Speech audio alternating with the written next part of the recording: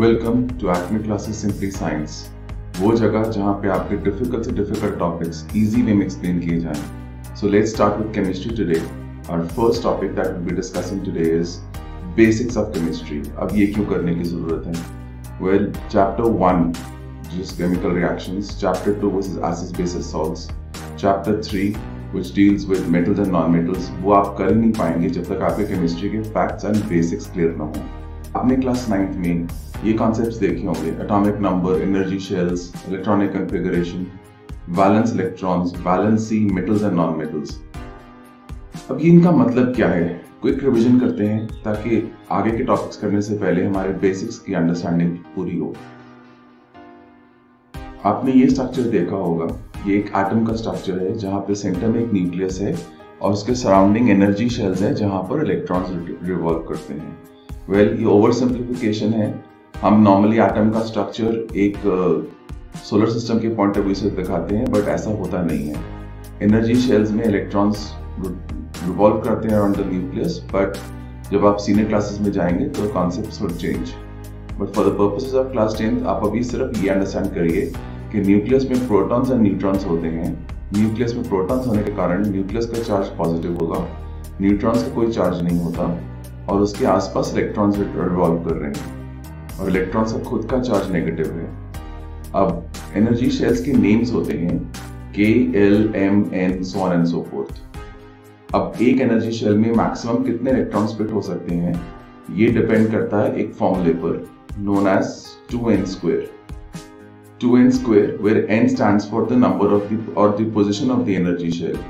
तो अगर k energy shell की बात करें जो कि फर्स्ट एनर्जी शेल है न्यूक्लियस के बाद, तो n की जगह अगर 1 डालेंगे तो k शेल में मैक्सिमम 2 इलेक्ट्रॉन्स आ सकते हैं। ऐसे ही L शेल में मैक्सिमम 8 इलेक्ट्रॉन्स आ सकते हैं एंड M शेल में 18 इलेक्ट्रॉन्स आ सकते हैं, N शेल में 32 इलेक्ट्रॉन्स आ सकते हैं।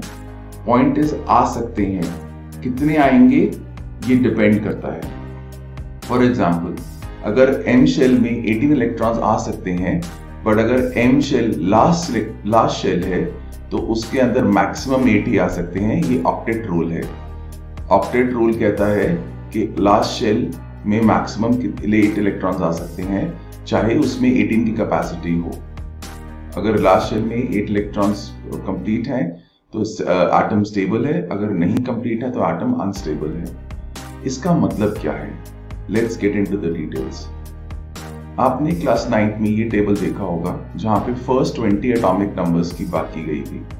What is an atomic number? Atomic number by definition is the number of protons in an atom.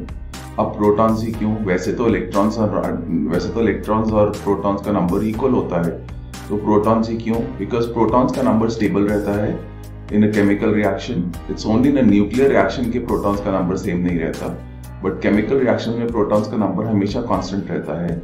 Electrons का नंबर चेंज हो सकता है, वेरिएबल होता है। अब वो डिपेंड करता है ऑन सर्टेन फैक्टर्स जो कि हम डिस्कस करेंगे। तो to start with, before any reaction takes place, let us assume that the number of protons and electrons are same. So number of positive charges and number of negative charges दोनों same होने के कारण atom electrically neutral होता है। But क्या वो stable होता है? Depends on certain factors. So आपने देखा होगा एटॉमिक नंबर 1 मींस 1 प्रोटॉन और 1 इलेक्ट्रॉन। एक हाइड्रोजन एटम का स्ट्रक्चर है। 2 प्रोटॉन्स 2 इलेक्ट्रॉन्स हीलियम एटम का स्ट्रक्चर है। अभी देखेंगे डिटेल में इसको आगे नेक्स्ट स्लाइड में। अब आप जरा कॉन्सेंट्रेट करिए फर्स्ट 4 और 5 एलिमेंट्स के ऊपर। तो फर्स्ट 4 और 5 एलिमेंट्स का कैसे सिस्टम है ये देखिए। Hydrogen, atomic number 1, electronic configuration 1। ये इलेक्ट्रॉनिक कॉन्फ़िगरेशन क्या बात है? फर्स्ट शेल K शेल, जैसे हमने भी बात की थोड़ी देर पहले कि K शेल में मैक्सिमम 2 इलेक्ट्रॉन्स फिट हो सकते हैं। तो हाइड्रोजन के पास तो एक ही इलेक्ट्रॉन है, तो एक इलेक्ट्रॉन K शेल में आराम से फिट हो सकता है। तो to start with, hydrogen atom का 1 प्रोटॉन है, 1 इलेक्ट्रॉन है। ओवरऑल चार्ज न्यूट्रल है क्योंकि पॉजिटिव 1 और नेगेटिव 1 आपस में एक दूसरे को कैंसिल कर देते हैं। बट ये स्टेबल नहीं है। स्टेबल होने के लिए या तो लास्ट शेल कंप्लीट होना चाहिए या 0 होना चाहिए। तो अभी ये ना तो ये इनकम्प्लीट है, इसमें half the number of electrons है। हाफ क्यों? 8 क्यों नहीं जैसे मैंने पहले कहा? बिकॉज फर्स्ट शेल में मैक्सिमम 2 इलेक्ट्रॉन्स ही फिट आ सकते हैं। ये तो सेकंड और थर्ड शेल ऑनवर्ड्स जो है, अगर वो लास्ट शेल है तो 8 इलेक्ट्रॉन्स मैक्सिमम फिट आएंगे as per the octet rule. आगे चलते हैं। अगर हम हीलियम की बात करें, हीलियम का एटॉमिक नंबर 2 है, means 2 protons and 2 electrons. Electronic configuration 2, मतलब फर्स्ट शेल में 2 इलेक्ट्रॉन्स फिट आ रहे हैं। 2 प्रोटॉन्स 2 इलेक्ट्रॉन्स होने के कारण ओवरऑल चार्ज न्यूट्रल है और ये स्टेबल भी है। स्टेबल क्यों? बिकॉज इसके फर्स्ट शेल में मैक्सिमम 2 इलेक्ट्रॉन्स फिट आ सकते हैं और इसमें 2 इलेक्ट्रॉन्स ही हैं। ये नाइदर गेन करेगा नॉर ये लूज करेगा। इसका बहुत इंपॉर्टेंट इंप्लीकेशन है जो हम आगे आने वाले टाइम में डिस्कस करेंगे, because chemical reaction point of view से ये एब्सोल्युटली न्यूट्रल एलिमेंट है, एब्सोल्युटली स्टेबल एलिमेंट है। It does not participate in chemical reactions, that is why it is called a noble gas. अब थोड़ा सा आगे चलते हैं। हाइड्रोजन की डिस्कशन मैंने भी आगे कंटिन्यू नहीं की, बिकॉज वो एक यूनिक सिचुएशन है जहां पे half the number of electrons हैं। वो आगे आने वाली स्लाइड्स के बाद ही डिस्कस हो पाएगा। अब लिथियम की बात करते हैं, यहां से आपकी क्लैरिटी ज्यादा बनेगी। Lithium atomic number 3, electronic configuration 2,1। अभी 2,1 क्यों हुआ? फर्स्ट शेल में मैक्सिमम 2 इलेक्ट्रॉन्स फिट हो सकते हैं, उससे ऊपर तो हो नहीं सकते। तो जो थर्ड इलेक्ट्रॉन है वो नेक्स्ट शेल में के शेल फर्स्ट शेल है, तो एल शेल सेकंड शेल के अंदर वो अपना एडजस्ट हो जाएगा। तो 3 प्रोटॉन्स एंड 3 इलेक्ट्रॉन्स होने के कारण ओवरऑल चार्ज तो न्यूट्रल है बट स्टेबल नहीं है। अब ऑक्टेट रूल कहता है कि सेकंड शेल में ऑनवर्ड्स मैक्सिमम 8 इलेक्ट्रॉन्स हो सकते हैं। अब 8 इलेक्ट्रॉन्स होने के लिए या तो ये 7 गेन करेगा, बिकॉज इसके पास तो सेकंड शेल में आप अगर देख सकते हैं डायग्राम, सेकंड फिगर देखें तो सेकंड शेल के अंदर एक ही इलेक्ट्रॉन है और सेकंड शेल में अगर स्टेबल बनना है तो या तो वो 1 इलेक्ट्रॉन लूज करे। लूज करने के कारण अब देखिए, अगर ये 1 इलेक्ट्रॉन लूज करता है तो सेकंड शेल तो खत्म हो जाता है और फर्स्ट शेल ही रह जाता है, जो कि कंप्लीट है in all respects, making it stable. So lithium के पास 2 ऑप्शंस हैं। फर्स्ट ऑप्शन क्या है कि या तो वो 1 इलेक्ट्रॉन लूज करे। सेकंड ऑप्शन क्या है कि यहाँ वो 7 इलेक्ट्रॉन्स गेन करे। अब लूजिंग और गेनिंग में दोनों में एनर्जी लगती है। आपको क्या लगता है कि किस में एनर्जी ज्यादा लगेगी, लूजिंग 1 इलेक्ट्रॉन या गेनिंग 7 इलेक्ट्रॉन्स? पॉज करके सोच सकते हैं। अब नेचर के अंदर कौन सी चीजें पहले होती हैं? अब आपको एग्जाम्पल के तौर पर क्लास 9 का एग्जाम्पल लेते हैं, जहां पे लेटेंट हीट ऑफ फ्यूजन वाला एक्सपेरिमेंट है। शुरू में टेम्परेचर सीधा 100 से स्टार्ट होता है या 0 से स्टार्ट होता है? सोचिए।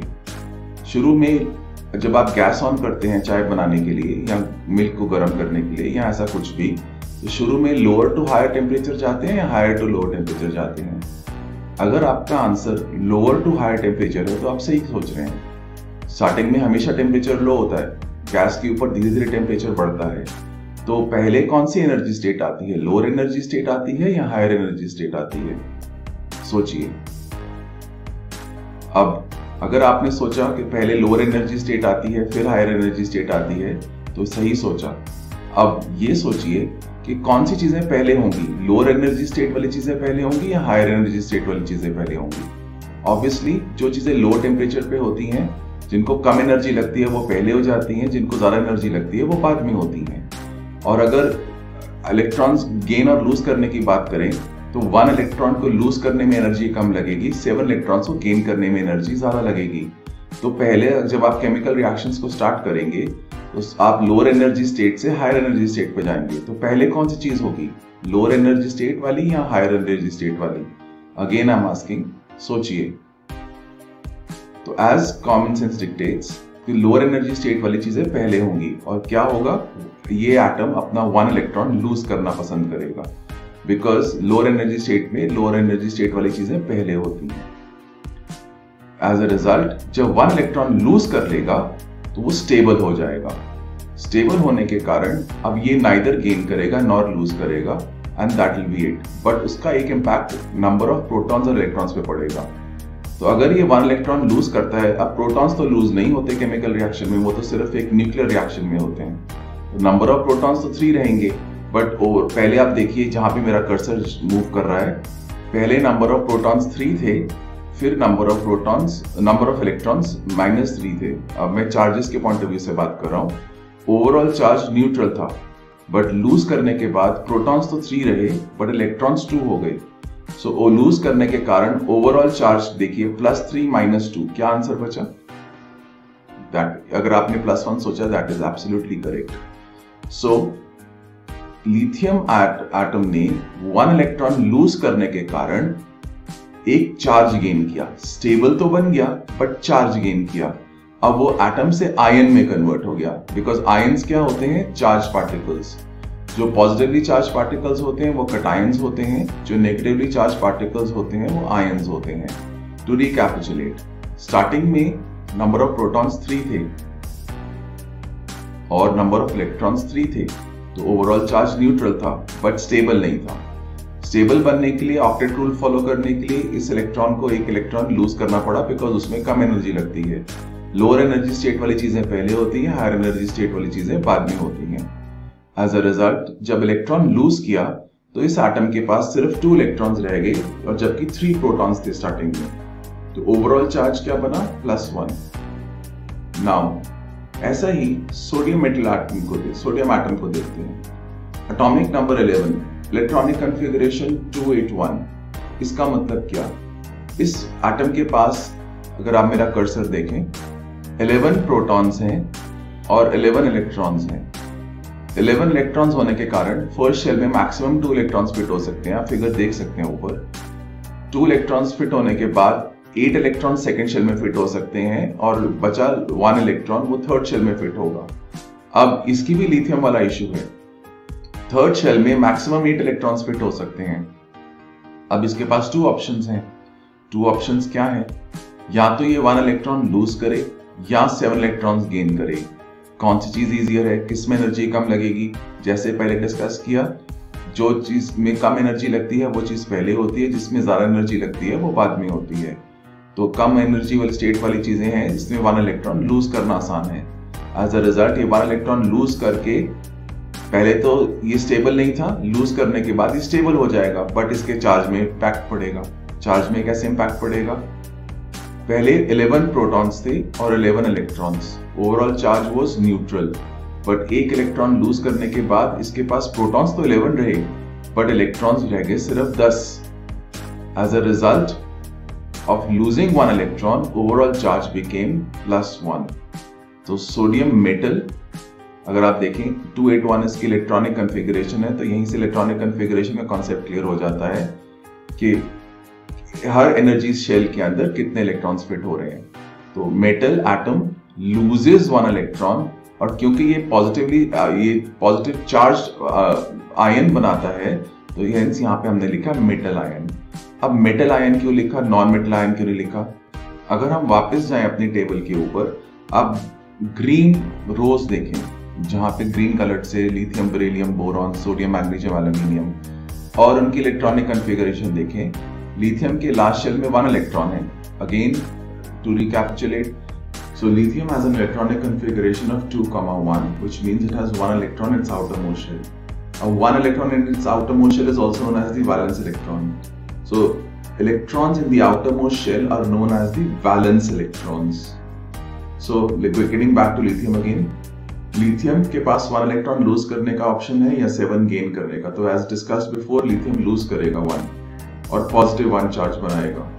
बेरिलियम 2 लूज करेगा, तो 2 लूज करने के बाद उसके पास 4 प्रोटॉन्स रह जाएंगे और 2 इलेक्ट्रॉन्स, तो as a result positive charge बनेगा +2। बोरॉन के पास 5 प्रोटॉन्स हैं और 5 इलेक्ट्रॉन्स हैं स्टार्ट पर, तो 5 इलेक्ट्रॉन्स 5 प्रोटॉन्स, बट स्टेबल नहीं है। तो स्टेबल बनने के लिए इसके पास 2 ऑप्शंस है, या तो 3 लूज करेगा और 5 गेन करेगा। कम एनर्जी किसमें लगेगी? 3 लूज करने में, सो ये 3 लूज करेगा। 3 लूज करने के बाद इसके पास 5 प्रोटॉन्स तो रह जाएंगे बिकॉज उनका नंबर चेंज नहीं होता केमिकल रिएक्शंस में, बट इसके पास सिर्फ 2 इलेक्ट्रॉन्स रह जाएंगे। 5 positive charges, 2 negative charges, overall charge +3। तो अगर इसके आउटरमोस्ट शेल में 1 इलेक्ट्रॉन है और ये 1 इलेक्ट्रॉन लूज करेगा तो +1 चार्ज बनाएगा। 2 इलेक्ट्रॉन लूज करेगा तो +2 चार्ज बनाएगा। 3 इलेक्ट्रॉन्स लूज करेगा तो +3 चार्ज बनाएगा। सिमिलरली सोडियम, मैग्नीशियम, एल्यूमिनियम में भी यही होगा। सोडियम के पास 281 है, आउटरमोस्ट शेल में 1 इलेक्ट्रॉन है, सो 1 इलेक्ट्रॉन, इसके पास अगेन 2 ऑप्शंस हैं, या तो 1 इलेक्ट्रॉन लूज करेगा और it will gain 7 electrons, which is quicker and which is easier and which takes less energy? Obvious answer is it is easier, and the first thing that's going to happen is it's going to lose one electron. And by losing one electron, it will still have 11 protons, but it will only have 10 electrons as discussed before. अब 10 electrons और 11 protons, overall charge +1. तो 1 lose किया, positive 1 charge बनाया, 2 lose किया, positive 2 charge बनाया, 3 lose किया, positive 3 charge बनाया. Again 19 and 20th atomic numbers को देखें, potassium and calcium. An atomic number, again I repeat, is the number of protons in an atom. Protons क्यों? Because उसका number stable रहता है. So 2, 8, 8, 1. अब fourth shell है, fourth valence shell है, valence electrons इसके 1 है. कैल्शियम के वैलेंस इलेक्ट्रॉन्स 2 हैं. पोटेशियम पे आते हैं वापस. अगेन इसके पास एक 2 ऑप्शंस हैं, या तो 1 इलेक्ट्रॉन लूज करेगा या 7 गेन करेगा. आसान क्या है? 1 लूज करना. तो स्टार्टिंग में इसके पास 19 प्रोटॉन्स और 19 इलेक्ट्रॉन्स थे. ओवरऑल न्यूट्रल चार्ज था, बट 1 लूज करने के बाद इसका चार्ज +1 बनेगा. सिमिलरली कैल्शियम को 2 इलेक्ट्रॉन्स लूज करने के बाद चार्ज +2 बनेगा. तो ग्रीन में जितने भी एलिमेंट्स हैं, यहाँ ग्रीन कलर में जितने भी एलिमेंट शो हुए हैं, इनमें एक कॉमन फैक्टर है. क्या कॉमन फैक्टर है? They all lose electrons to become stable. The number of electrons required to be lost और gained in order to achieve stable electronic configuration is known as valency. तो lithium को stable बनने के लिए कितने electrons loose करने पड़े? 1. तो लिथियम की वैलेंसी 1 है. बेरिलियम को 2 इलेक्ट्रॉन्स लूज करने पड़े, बेरिलियम की वैलेंसी 2 है. बोरॉन को 3 इलेक्ट्रॉन्स लूज करने पड़े, बोरॉन की वैलेंसी 3 है. सोडियम को 1 इलेक्ट्रॉन लूज करना पड़ा, सोडियम का वैलेंसी 1 है. मैग्नीशियम का वैलेंसी 2 है. एल्यूमिनियम का वैलेंसी 3 है. पोटेशियम का वैलेंसी 1 है. कैल्शियम का वैलेंसी 2 है. और ये लूज करने के बाद सबके सब क्या बनाते हैं? Positive charges, right? तो metals are those atoms which lose electrons to form positive ions. तो lithium, beryllium, boron, sodium, magnesium, aluminium, potassium, calcium, ये सब मेटल्स हैं, बिकॉज ये सबके सब में अगर आप देखें आउटर मोस्ट शेल में मैक्सिमम 8 इलेक्ट्रॉन्स फिट हो सकते हैं. इन सबके पास 8 का हाफ क्या होता है? 4. इन सबके पास आउटर मोस्ट शेल में या बैलेंस शेल में 4 इलेक्ट्रॉन से कम है. तो एज अ रिजल्ट इनको लूज करना आसान है, गेन करना मुश्किल है. एंड देयरफॉर मेटल्स जितने भी होंगे उनके वैलेंस शेल में mostly half the number of electron से कम होंगे. तो इनमें कॉमन प्रॉपर्टी क्या है? They will all lose electrons to form positive ions. यही मेटल्स की डेफिनेशन है. कार्बन, हाइड्रोजन जो मैंने रेड से मार्क किए हुए हैं, और वो इसलिए मार्क किए हुए हैं क्योंकि वैलेंस शेल में exactly half the number of electrons हैं. हाइड्रोजन का तो होता ही 1 शेल है, और फर्स्ट शेल में मैक्सिमम 2 आ सकते हैं. 2 का हाफ क्या होता है? 1. कार्बन के अंदर 2 शेल्स हैं, सेकेंड शेल में मैक्सिमम 8 आ सकते हैं, और 8 का हाफ क्या होता है? 4. तो ये स्पेशल केसेस हैं, इनके ऊपर हम बाद में बात करते हैं. अब प्रोसीडिंग फर्दर, क्लोरीन को लेते हैं. क्लोरीन का एटॉमिक नंबर 17 है, इलेक्ट्रॉनिक कॉन्फ़िगरेशन 287 है. अब एकदम देखते ही आपको समझ में आएगा कि इसमें वैलेंस शेल में 7 इलेक्ट्रॉन्स हैं. वैलेंस शेल में 7 इलेक्ट्रॉन्स का मतलब हाफ से ज्यादा है. अब देखें क्या होता है. पहले देखते हैं कि इसके पास 17 प्रोटॉन्स है, 17 इलेक्ट्रॉन्स हैं. ओवरऑल चार्ज न्यूट्रल है, बट ये स्टेबल नहीं है. क्यों? बिकॉज इसका आउटर मोस्ट शेल कंप्लीट नहीं है. तो ऑक्टेट रूल कहता है आउटर मोस्ट शेल में मैक्सिमम 8 इलेक्ट्रॉन्स आ सकते हैं. सो इसके पास 2 ऑप्शंस हैं. जैसे सोडियम, मैग्नीशियम, एल्यूमिनियम के पास 2 ऑप्शंस थे. क्या ऑप्शंस हैं? या तो ये 7 इलेक्ट्रॉन्स लूज करेगा या 1 इलेक्ट्रॉन गेन करेगा. अगेन अब 7 इलेक्ट्रॉन्स लूज करने में ज्यादा एनर्जी लगेगी या 1 इलेक्ट्रॉन गेन करने में ज्यादा एनर्जी लगेगी? किसमें कम लगेगी, किसमें ज्यादा? Think over. As you might have correctly thought, it will take less energy to gain 1 electron than to lose 7 electrons. तो ये क्या करेगा? As opposed to पहले cases, this time it's going to gain. So how many is going to gain? Outermost shell में maximum कितने fit आ सकते हैं? 8. ऑलरेडी कितने हैं इसके पास? 7. एज अ रिजल्ट ये 1 इलेक्ट्रॉन और गेन करेगा. 1 इलेक्ट्रॉन एक्स्ट्रा गेन करने के कारण इसके पास अब 17 प्रोटॉन्स हो जाएंगे. अगर आप मेरा कर्सर देखें, इसके पास 17 प्रोटॉन्स हो जाएंगे. 17 positive charges, 18 negative charges. Overall charge becomes -1. तो going back to the table here, chlorine से स्टार्ट करते हैं. क्लोरीन 287, आउटर मोस्ट शेल में या वैलेंस शेल में 7 इलेक्ट्रॉन्स हैं. इसको ऑक्टेट कंप्लीट करने के लिए या तो 7 लूज करने हैं या 1 गेन करने हैं. तो ये गेन करेगा बिकॉज उसमें कम एनर्जी लगेगी। तो गेन करने के बाद इसके पास 17 प्रोटॉन्स हो जाएंगे और 18 electrons, overall charge -1। Then chlorine से ऊपर सल्फर देखते हैं 286। ये इसके पास 2 ऑप्शंस हैं, या तो 6 इलेक्ट्रॉन्स लूज करेगा या 2 gain. What is going to be the case? Correct answer you might have already guessed, it's going to gain 2 electrons. 2 electrons gain करने के बाद इसके पास 16 प्रोटॉन्स हो जाएंगे और 18 electrons, overall charge -2। Similarly phosphorus के पास 285 है, वैलेंस इलेक्ट्रॉन्स 5 हैं। दैट मींस इसके पास 2 ऑप्शंस है गेन, या तो 5 इलेक्ट्रॉन्स लूज करेगा या 3 इलेक्ट्रॉन्स गेन करेगा। तो इजियर है 3 इलेक्ट्रॉन्स गेन करना। गेन करने के बाद ये नेगेटिव चार्ज बनाएगा बिकॉज इलेक्ट्रॉन्स का नंबर प्रोटॉन से ज्यादा हो जाएगा। सिमिलरली नाइट्रोजन, ऑक्सीजन, फ्लोरीन, इन सब में आप देखिए इनके वैलेंस शेल के अंदर हाफ से ज्यादा है। जब ग्रीन एलिमेंट्स की बात कर रहे थे, जो ग्रीन बॉक्सेस में हाईलाइटेड है, उनमें वैलेंस शेल के अंदर 4 से कम थे, इनमें सब में 4 से ज्यादा हैं। तो जब 4 से कम होते हैं तो एटम्स इलेक्ट्रॉन्स लूज करते हैं, जब 4 से ज्यादा होते हैं तो एटम्स इलेक्ट्रॉन्स गेन करते हैं। यहां तक अगर क्लैरिटी हो गई हो तो लेट्स प्रोसीड फर्दर। तो गेन करने के बाद ये नेगेटिव चार्ज बनाता है। अब आप देखिए कि जब मैंने कहा था metals are atoms which loses electrons to form positive ions, ये नाइट्रोजन, ऑक्सीजन, फ्लोरीन का नेचर क्या है? As you might have correctly guessed, ये सबके सब नॉन मेटल्स हैं। तो नॉन मेटल्स की डेफिनेशन क्या होगी?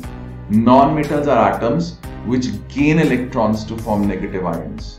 Let's talk about those elements, for example hydrogen and carbon, which have exactly half the number of electrons in the valence shell. Those atoms neither lose neither gain, but they share electrons and form something called covalent bonds. So we'll discuss that in great detail in the next couple of videos. Please go, and the links of that are provided in the description below. Let's talk about the yellow lines and complete this video. Yellow lines अगर आप देखें, इसमें helium, neon, argon है। और आप देखें इनके valence shells complete है। फर्स्ट शेल में तो मैक्सिमम 2 ही आ सकते हैं, 8 तो आ नहीं सकते, वो शेल कंप्लीट है। नियॉन का 8 कंप्लीट है। आर्गन में आउटर मोस्ट शेल में 8 है, वो कंप्लीट है। ये नाइदर लूज करेंगे, ना गेन करेंगे, ना कटायन फॉर्म करेंगे, ना अनायन फॉर्म करेंगे। ये केमिकल रिएक्शन में पार्टिसिपेट ही नहीं करेंगे। ये अनरिएक्टिव एलिमेंट्स हैं, इसलिए इनको नोबल गैसेस कहते हैं। नोबल इसलिए कहते हैं बिकॉज ये अनरिएक्टिव है। गैसेस इसलिए कहते हैं बिकॉज ये नेचुरल स्टेट में गैसेस फॉर्म में होते हैं। So with this we are coming to the conclusion as a summary. Atoms which lose electrons to form positive ions are metals. Atoms which gain electrons to form negative ions are non-metals. जिनके valence shell में half the number of electrons है, they neither gain, they neither lose, they end up sharing and forming covalent bonds. Metals and non-metals form ionic bonds. The discussion for that will be in the next couple of videos. Please find the links in the description below. What is atomic number? The number of protons or the number of electrons, but we prefer to use the number of protons in an atom, is known as its atomic number. Electronic configuration is the distribution sequence of atoms in the various energy shells, K, L, M, N, and so on and so forth. Valence shell is the last shell of an atom. So valence electrons are the number of electrons in the last shell of an atom. Valency is the number of electrons required to be lost or gained in order to achieve stable electronic configuration. With this, we come to an end of this part 1 of the 7-part series, which deals with basics of valencies, types of bonds, so on and so forth.